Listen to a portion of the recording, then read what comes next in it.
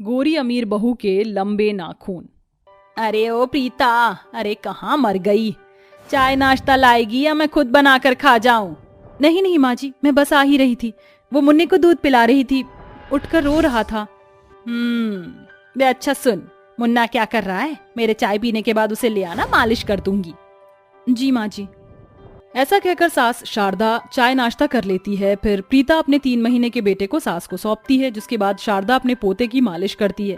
ले ले ले ले ले, मेरा राजकुमार, मेरा सिपाही का काला है, दादी से मालिश करवा रहा है। देख तो कितना तंदुरुस्त हो जाएगा।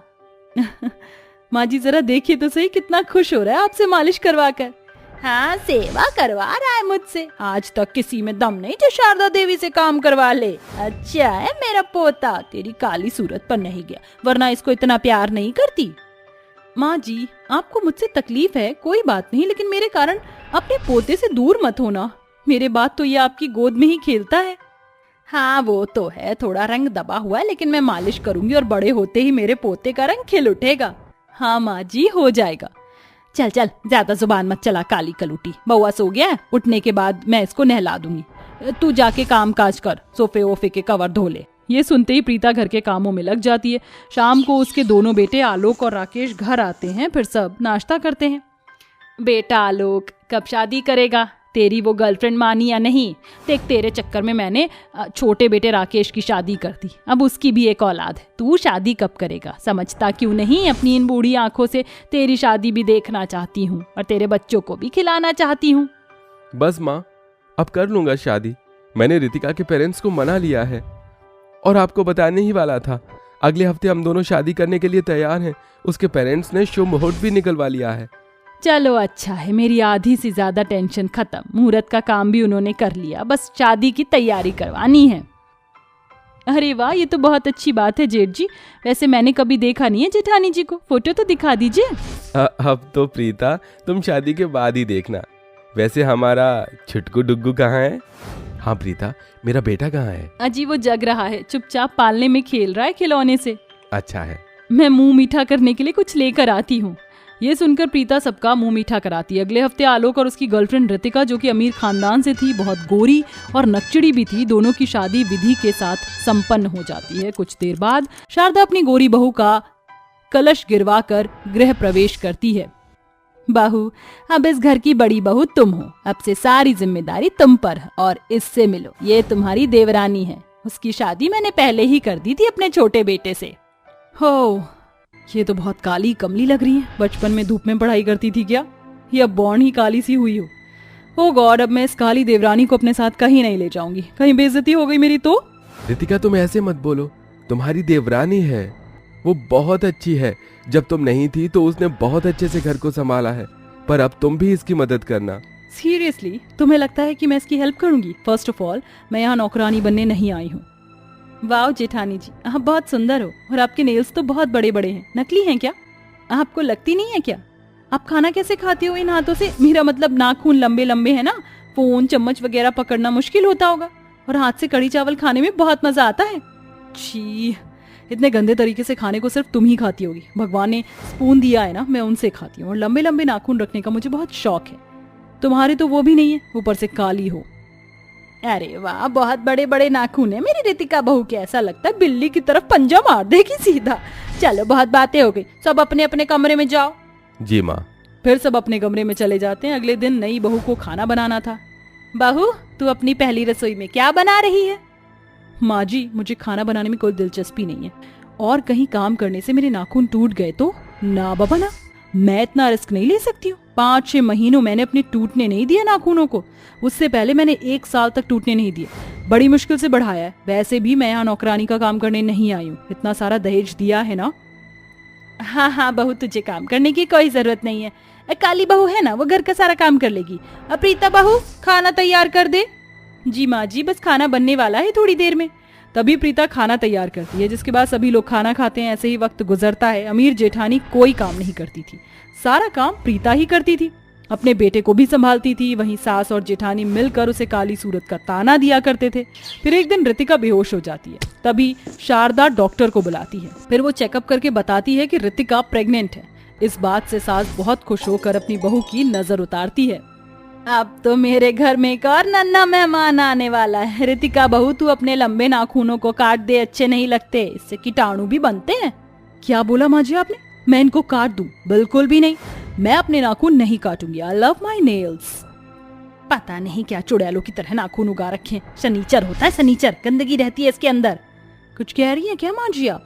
मुझे क्या, मैं तो तेरे भले के लिए कह रही थी। गंदगी होती है नाखून में, उसी हाथ से खाना खाती है, चम्मच से भी खाएगी, फिर भी जम्स तो होते ही हैं। और फिर पेट में दर्द होगा तो बोलना मत, बच्चे की सेहत के लिए सही नहीं है। हाँ दीदी, माँ जी बिल्कुल ठीक कह रही हैं। प्लीज, बहुत हो गया सबका। प्रीता, अपने डुगू को ले आओ, मुझे उसके साथ खेलने का मन कर रहा है।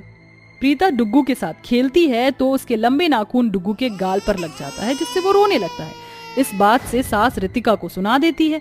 फिर भी शारदा पूरे 9 महीने तक अपनी गोरी बहू का खाने पीने का ख्याल रखती है, उसे एक काम नहीं करने देती है। फिर एक दिन रितिका के पेट में दर्द हो जाता है तो डॉक्टर बताता है कि नेल्स के जर्म्स की वजह से ये हुआ था।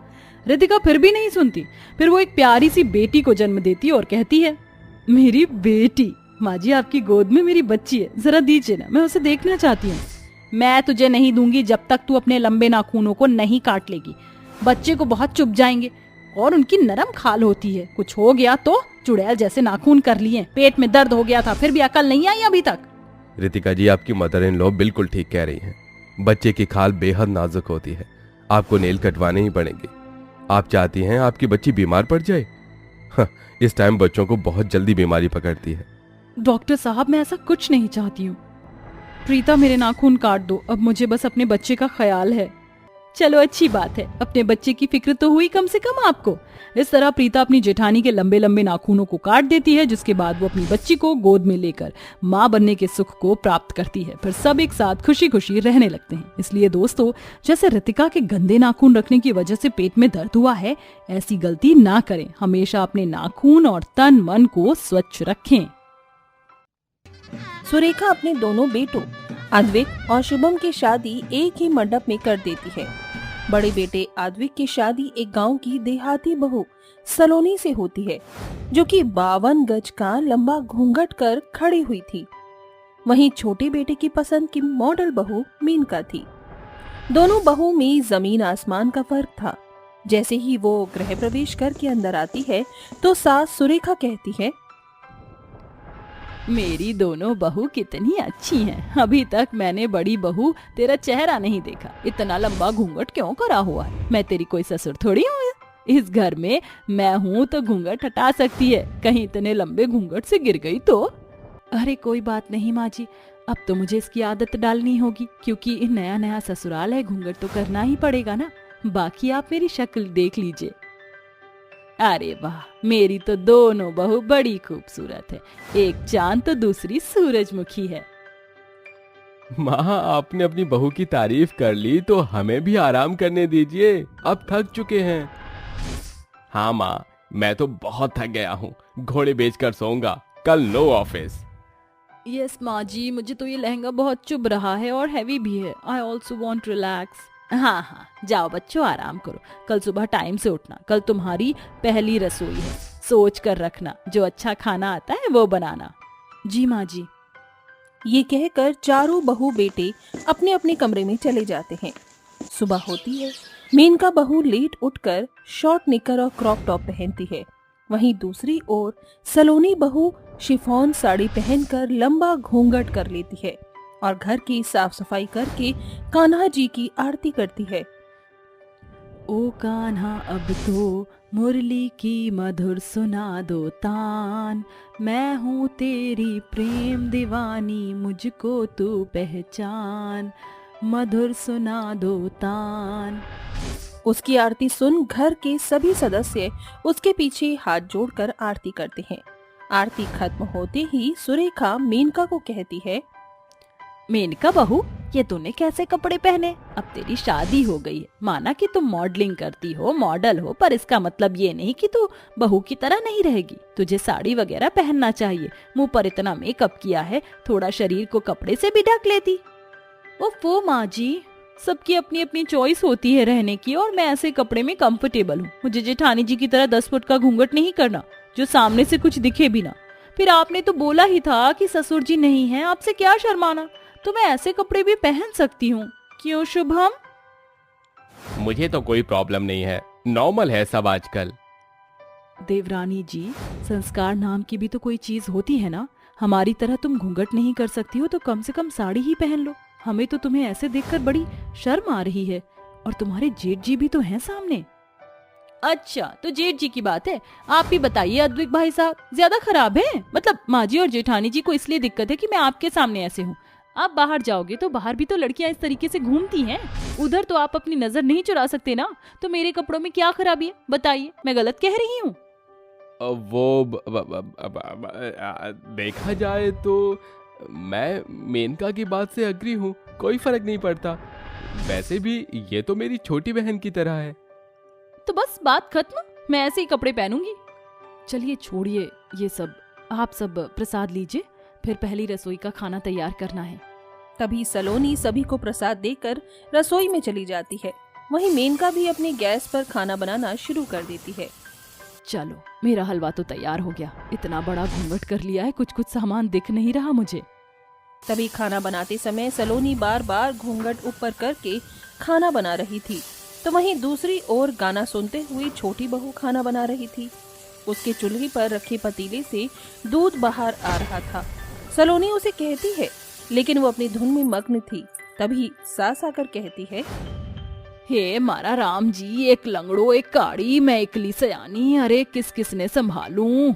छोटी बहू गाने सुनने में मग्न है, कम से कम आंखों से तो देख सकती है ना कि तू जो बना रही है वो खराब हो रहा है, जल रहा है, दूध बाहर आ रहा है। और बड़ी बहू रसोई में तो मैं भी नहीं हूँ, तो घूंघट ऊपर ही कर ले। ये बार बार घूंघट ऊपर नीचे करके कैसे खाना बनाएगी? इतने भी संस्कार अच्छे नहीं होते कि बेवकूफी करो। और दूसरी तो इतनी मॉडर्न बनती फिरती है कि पूछो ही मत। सॉरी माँ जी, अब मैं ध्यान रखूंगी। मैं भी माँ जी ध्यान रखूंगी। सुरेखा इतना कहकर जा ही रही थी कि मेनका जो पूरी निकालती है कढ़ाई से, उसका तेल उस पर और सलोनी पर आ जाता है। सलोनी तो अपने लंबे घूंघट की वजह से बच जाती है, लेकिन उसके पेट पर छींट आ जाती है। ओ माय गॉड, मैं जल गई।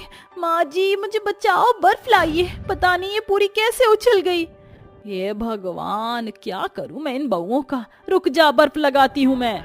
सुरेखा ऐसा कहकर मेनका के पेट पर बर्फ लगाती है, जिससे उसे आराम पड़ता है और कहती है, देख लिया छोटे कपड़े पहनने का नतीजा। अगर तू साड़ी पहनती तो उसकी छींट तेरे पेट पर नहीं पड़ती, पल्लू से बच जाता जैसे बड़ी बहू बच गई। सही बोला माँ जी आपने, इसलिए तो मैं बच गई। कोई बात नहीं माँ जी, आप जाइए, मैं खाना बना लूंगी, एप्रन पहन लेती हूँ। ठीक है, ध्यान से काम करना अब। ऐसा कहकर सुरेखा रसोई से चली जाती है, पर वो छुपकर दोनों बहू पर नजर रखती है। देखती है कि घूंघट वाली बहू फटाफट खाना बनाकर बहुत सारी पूरी बनाकर साइड में रखती है, तो वहीं मॉडर्न बहू धीरे धीरे खाना बना रही थी और उसके प्लेट में सिर्फ 4-5 पुड़िया ही थी। बड़ी बहू घूंघट में भी इतने फटाफट खाना बना रही है और छोटी बहू धीरे धीरे कछुए की चाल चल रही है। मॉडल है, पता नहीं खाना बनाना आता भी है या नहीं। कुछ देर बाद दोनों खाना बनाकर डाइनिंग टेबल पर ले आती हैं, जहां सभी एक साथ बैठकर खाना खाते हैं और सास कहती है, अरे वाह बड़ी बहू, तूने घूंघट में रहकर भी इतना बढ़िया खाना बना लिया। शाही पनीर, दाल मखनी, कोफ्ते, पूरी, कचौड़ी, मजा आ गया। ये ले तेरी पहली रसोई का शगुन। छोटी बहू, तूने कैसा खाना बनाया है? वैसे तो मुझे उम्मीद ही नहीं थी, पर तूने इतने खाने में से बस खीर ही अच्छी बनाई है, बाकी पूरी कचौड़ी सब्जी सब बेकार है। माँ जी मुझे भी जेठानी जी की तरह नेक चाहिए। आप 1 मिनट रुकिए, मुझे पता था मैं खाना अच्छा नहीं बना पाऊंगी, इसलिए मैंने मैगी बनाई है। ये लीजिए, मैगी खाइए आप सब। मेनका सबको मैगी परोस देती है। ये देख उसका पति शुभम बहुत खुश हो जाता है। छोटी बहू, तेरा कभी कुछ नहीं हो सकता। खैर ये मैगी भी अच्छी बनाई है तूने। ये ले तेरा नेक। ये देखो देखो शुभम जी, मुझे भी पहली रसोई का नेक मिला है। मैंने तुझे नेक दे दिया है, पर तू इसकी असली हकदार नहीं है बहू। जब तुझे अच्छे से खाना बनाना आ जाएगा तो मैं तुझे इससे भी अच्छा नेक दूंगी। सिर्फ तेरा मॉडलिंग करना और छोटे कपड़ा पहनना काफी नहीं है। एक अच्छी बहू होने के नाते उसे बहू के तौर तरीके, संस्कार वाली चीजें आनी चाहिए जो कि बड़ी बहू में है। मैं ये नहीं कहती हूँ कि तू इसकी तरह इतना लंबा घूंघट कर, लेकिन हाँ, साड़ी पहन, भगवान की आरती वगैरह, घर के छोटे मोटे काम, नॉर्मल खाना बनाना तो आना ही चाहिए ना। हाँ मेनका, इस बात से तो मैं भी एग्री करता हूँ। अगर भाभी की तबीयत खराब होगी तो क्या तुम खाना नहीं बनाओगी? तुम्हें भी छोटी मोटी चीजें तो आनी ही चाहिए। शुभम, मैं तुम्हारी और माँ जी की बात समझ गई। मुझे अपनी गलती का एहसास हो गया है। जेठानी जी, क्या आप मुझे अच्छे से खाना बनाना सिखाएंगी और साड़ी पहनना भी? मुझे नहीं आती बांधनी। हाँ हाँ बिल्कुल। तभी दोनों देवरानी जेठानी एक दूसरे को गले लगा लेती हैं। फिर सलोनी अपना घूंघट हटा देती है और मेनका को खाना बनाना, साड़ी पहनना, घर के छोटे मोटे सभी काम सिखाती है। इस तरह सब खुशी खुशी रहने लगते हैं।